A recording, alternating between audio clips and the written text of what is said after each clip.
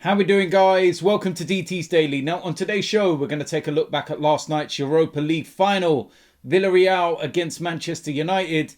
And the last piece of news involves Arsenal, and Norwich midfielder Emery Buendia is close to a move to Arsenal, according to reports. I represent my fucking self. How we doing, guys? Welcome to DT's Daily. That's right.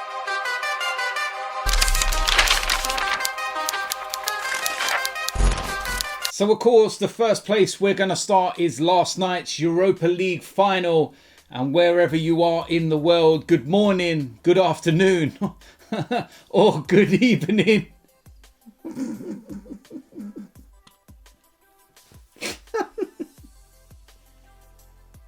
I shouldn't laugh because they knocked us out as well. And this is the manager that we sacked.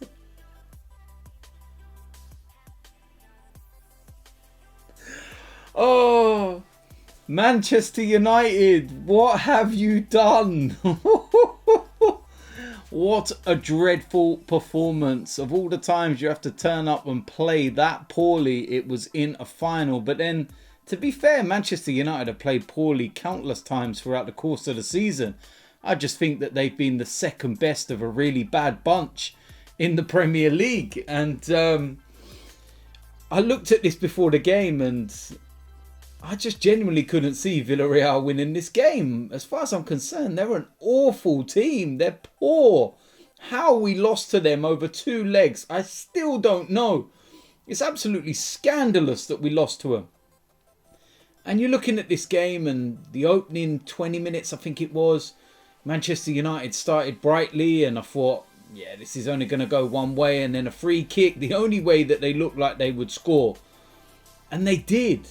And then, got through to half time, second half. Manchester United equalised. Cavani just before the 60th minute mark.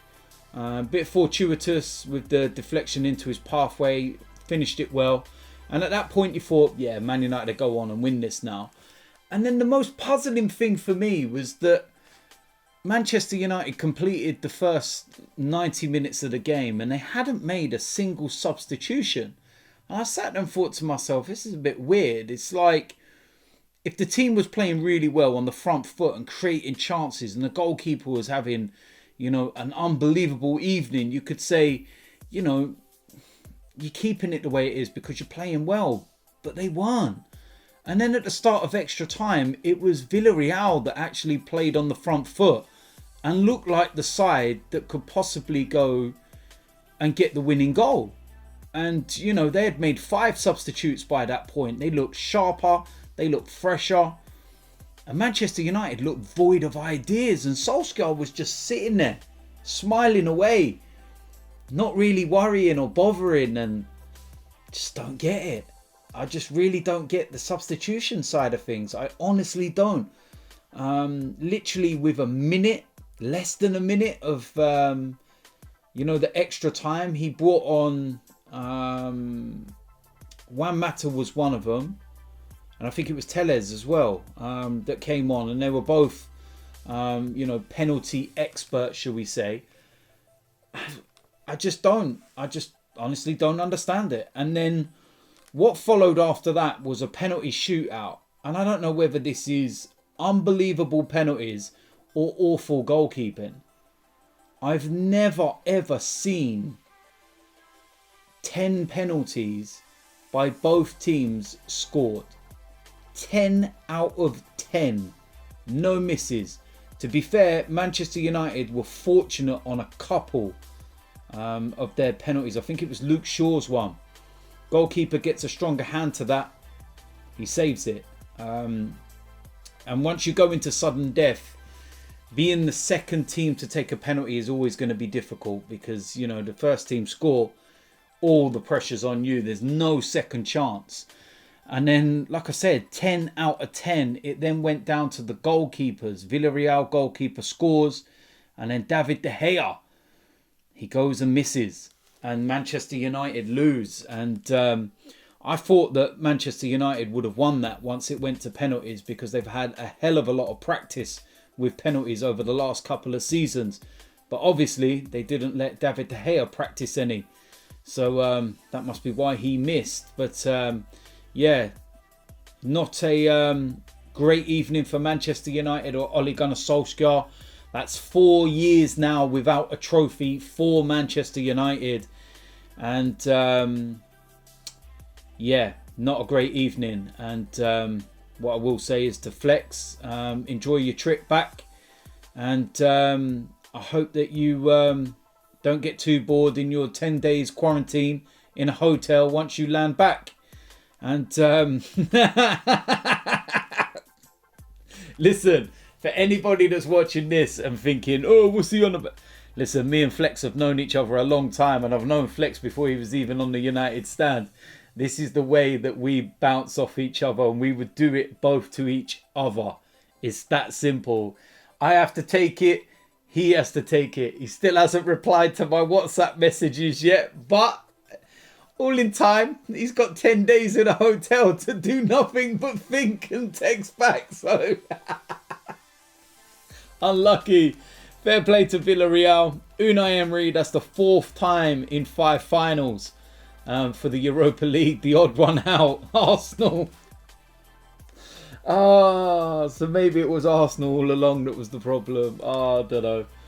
But listen, sticking with Arsenal, news reporting yesterday that Norwich midfielder Emery Buendia is looking to get the move done to Arsenal, and apparently a first bid has gone in just under 30 million euros, and Arsenal hope to get the deal done quickly. He of course has had a brilliant season at Norwich, helping them back into the Premier League. When he was in the Premier League, I think he was 4th or 5th in terms of chances created in the Premier League. And the players that were above him were like Jack Grealish, Bruno Fernandes, and Kevin De Bruyne. So that's not bad company, is it? But apparently he has expressed his desire to leave, and he doesn't want Norwich to stand in his way if Arsenal make that move. Now, of course, he's only 24 years old, and I genuinely think that he's got such a high ceiling. Given his age and everything, he's not near his peak. It's perfect for Arsenal. And I think that at that price, that's a bargain. You know, he doesn't need to adapt to the English game. He doesn't need time to settle. He already knows what the English game's about. He's already adjusted. He's played in the Premier League. He excelled at Norwich, given the fact that they were so poor. He's been one of the standout players in the Championship, which is a difficult league to play in. Let's get it right. Okay, all this farmers and awful and everything else. His statistics in the Championship were better than Jack Grealish's statistics in the Championship when Aston Villa were there. And everybody wants Jack Grealish now. You know, don't, get in this mindset of thinking he's came from the Championship, he must be poor, he's this or that. We're not in any situation or position right now to be turning our nose up at players like this. He's not a poor player. He's a very, very, very good player. And for that kind of price, absolutely all day long. We're not in the Champions League. We're not in Europe at all. We're not going to go to the likes of Munich and Barcelona and Real Madrid and go and get these Galacticos superstars. Use your brain. Perfect signing for me. And I'll be very, very happy if we can get it done. So there we go. That is it for today's DT's Daily. As usual, let me know in the comment section what you think about today's topics. If you're new around here, hit the subscribe button, smash the like on this video, and I will see you lot soon. I'm out of here.